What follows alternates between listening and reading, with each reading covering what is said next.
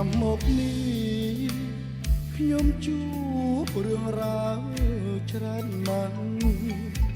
ទាំងថ្មីទាំងចាស់ចូលមករកខ្ញុំទូនមានរឿងខំចិត្ត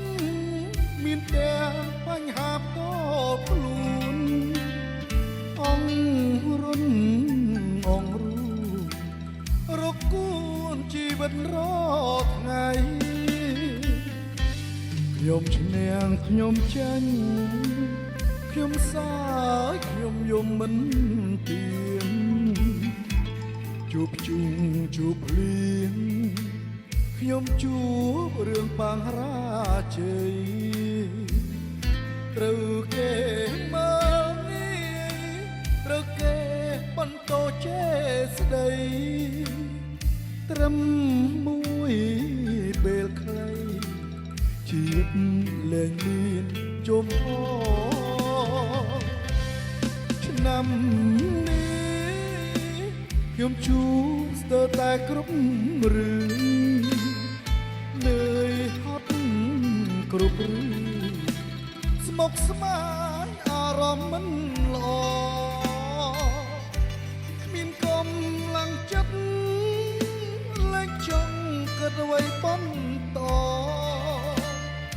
តែព្រិនក្រោកឈរប្រាប់ខ្លួនឯងកុំដួលឲ្យសងខឹមឆ្នាំថ្មីនឹងធ្វើឲ្យជីវិតនេះបានល្អជាងនេះប្រសើរជាងនេះទៅចងរឿងរ៉ាវអាក្រក់សូមឲ្យរសាត់បាត់អងឆ្នាំចាំងផុតរួមបានយល់ក្តីសុខពេញលេញ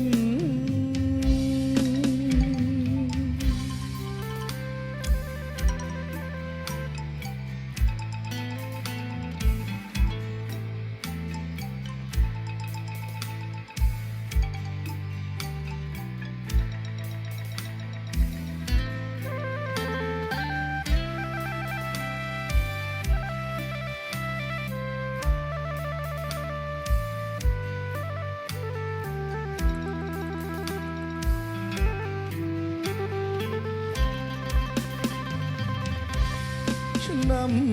នេះខ្ញុំស្គាល់ស្ទើរតែគ្រប់រឿង